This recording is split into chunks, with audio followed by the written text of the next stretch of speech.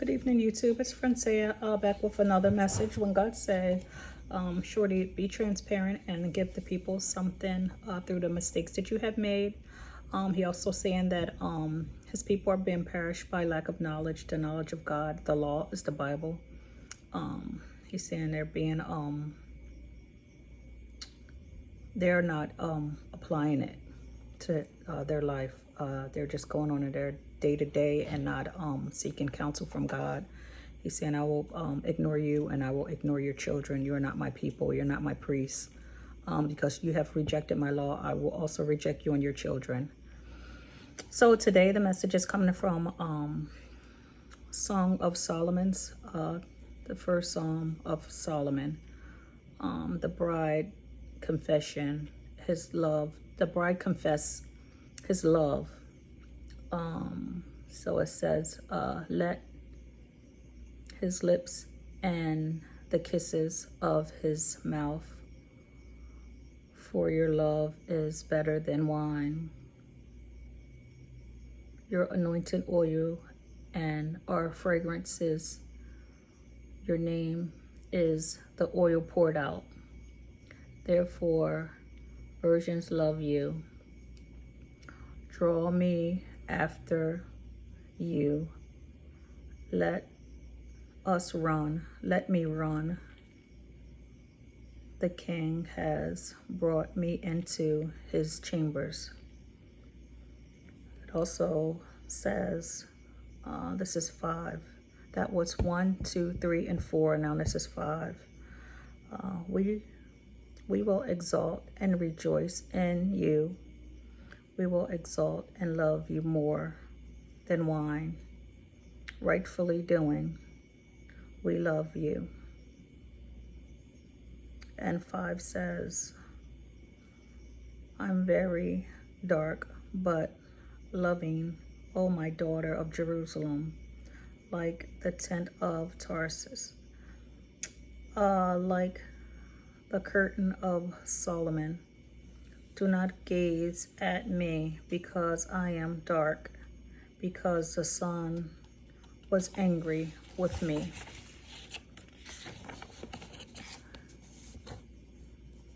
They made me keeper of the vines, but my own vines I have not kept.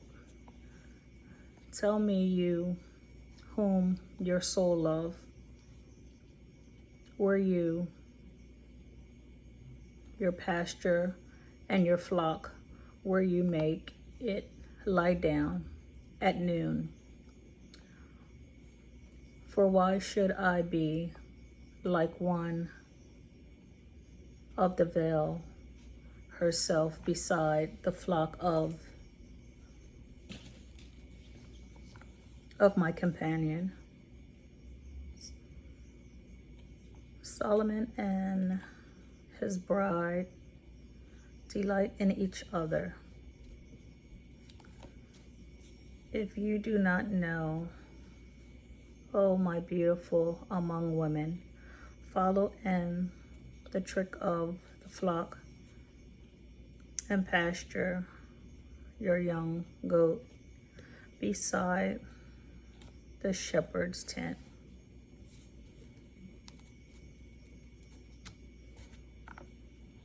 I compare you, my love, to a Moor among Pharaoh's chariots.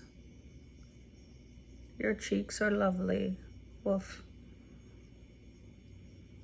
ornaments around your neck. With ornaments around your neck, string of jewelry. We will make your ornaments of gold and stud and silver. Meanwhile, the king was on the couch. My nun gave forward its fragrance. My beloved is to be a scarf of myrrh that lies between my breasts. My beloved is to a me, a cluster in my bosom, and my vineyard is eager. Behold, you are beautiful, and my love, behold, you are beautiful, and your eyes are like dove. Behold, you are beautiful, my love, tender, delightful. Our couch is green, and our beams are made with cedar.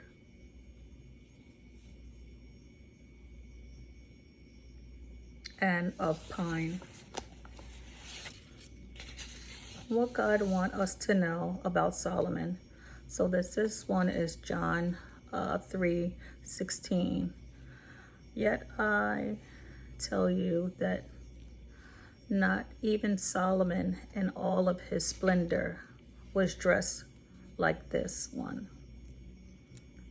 It was very important, and he is very patient of living up to surpassing the experience, the places upon us. Not only did Solomon take this message, he did not take this message for granted. Not only did he talk, but Solomon showed us, he walked the walk. He showed us the value of all, and he received a beautiful gift from God, although he was disobedient. Solomon is the son of David. Jesus patiently fulfilled by the ultimate fulfilling of Jesus. He gave him his servants, his heart. That's what he loved about Solomon. He was a man after God's own heart. Well, his father was a man after God's own heart. But Solomon asked for wisdom to judge your people and discern between evil and good. This is what Solomon wants us to know. This is what God wants us to know about Solomon. Well, he loved them so much. To judge the people, discern between good and evil. He had many foreign wives. The Lord punished Solomon because he also removed tribes of Israel from being ruled by Solomon's house. Solomon was so loved by God because Solomon knew how to pray. This is what God loved about Solomon. Solomon was deemed the smartest of all of the sage Egyptians, just like the teaching of his father David. And Solomon also was revealed as a poet. Let's see what else. Jesus warned Solomon because he was worshiping other gods. Solomon did not listen to the Lord's command. The Lord asked Solomon, since you are not listening to me and being disobedient to me, discerning what I've asked of you, I will surely tear down your kingdom away from you and give it to one of your servants. God is not playing with us. God is not playing with us.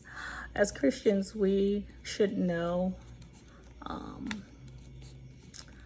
that no disobedience, no success. Solomon inherited the promise from his father, David. He was David's son. Let's see. And this was a gift and Solomon's purpose as well. The family of David, it wasn't just that Solomon had done everything that God asked him to do, one should do. Who would give?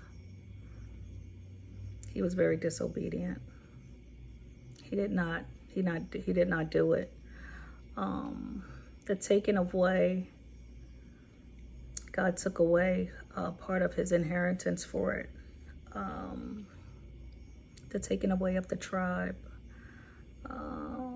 Let's see, God was mad at Solomon because Solomon built a place to worship false gods with an S, that little G God with an S. But Solomon, he asked God for wisdom, but Solomon did not share that intimate friendship with God. Oh my goodness, sound just like us. I don't care what you say about Solomon, but Solomon was different. He was set up different. He knew how to pray, and he asked God to teach him the difference between good and evil. Solomon prayed with understanding and a mind. It was important to pray for wisdom, and above all things, he asked for. So, what else is? So in Solomon's final years, he subsequently declined. So he got sick in his older years, and I think he was like 50. I think he was like 50, 55. I think he was 55. Yep, he was 55. And Solomon was teaching us that both, you should have a relationship both with marriage, physical, and a union that follows God, his grace, and God's evidence, for it all will work out together for our favor. So if you don't be disobedient, Solomon is saying that it's going to all work out for our favor, but we have to do it a certain way. God punished Solomon because of he turned away from God and from worshiping and for worshiping false gods. Solomon's disobedience was he served many a women. Foreign, his wives was foreign, many of them. He had a number of them.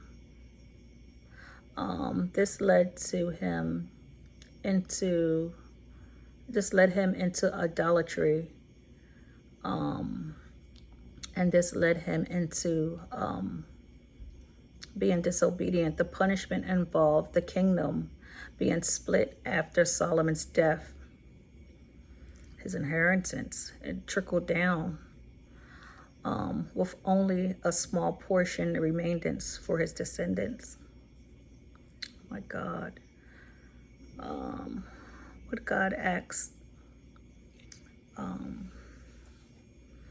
What God asked for Solomon. Solomon was most famous for the king of Israel. He built the first temple in Jerusalem. This was what God's plans was for Solomon. This was his purpose. This is what God wanted him to do. Solomon did what he wanted to do. Sound like us, sound like me, I know it. It sound like me, God. It sound like me. Lord have mercy. You have to surrender it. God gave Solomon a gift. He asked for wisdom, riches, and honor, and long life. He got it too. It did not say in the Bible that Solomon repented before he passed away, but what it did say was Solomon showed empathy of the choices and acknowledgments that he made in his earthly life and his earthly accomplishments. Solomon knew how to pray. This is why it's very important to have an open relationship with God, Jesus, him for yourself. Put him in the beginning, middle, and end of what you understand and what you don't understand. And ask God, say, Lord, come into my life. I confess, I repent.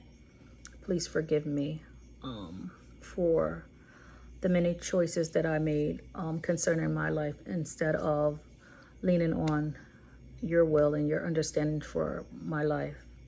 So that's where the message stopped today. Yeah, so this morning I was sleeping and God woke me up like 3:30, and then he woke me up again like 5 o'clock. So I opened my Bible app and I started reading, like right out my sleep.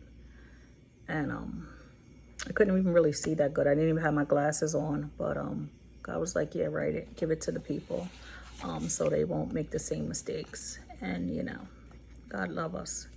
He just don't want us to stay stuck. He don't want us to feel like we have no hope. He don't want us to feel like he's lying. Whatever he said, he said. Whatever he's going to do, he's going to do. He don't need no help. He don't need our help. He just want us to stand on faith. Faith is evidence seen, things hoped for, but evidence not seen. So it's like a faith walk. You have to just believe it. What God said, he said. Whatever he said he's going to do, because he's a God that cannot lie. Heaven and hell will pass away before God tell a lie. Heaven and earth will pass away before Jesus tell a lie. He's not going to do it. If he said it, he's going to do it.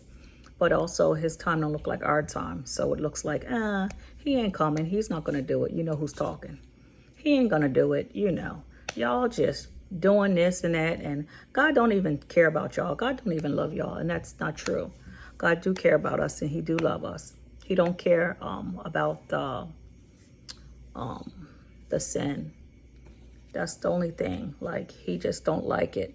He don't like the sin. But if you confess with your mouth and repent to him and go to him, that he fix you, that he deliver you and fix you, so you can go back and fix whatever it is that he need to fix, because you can't get to next without it.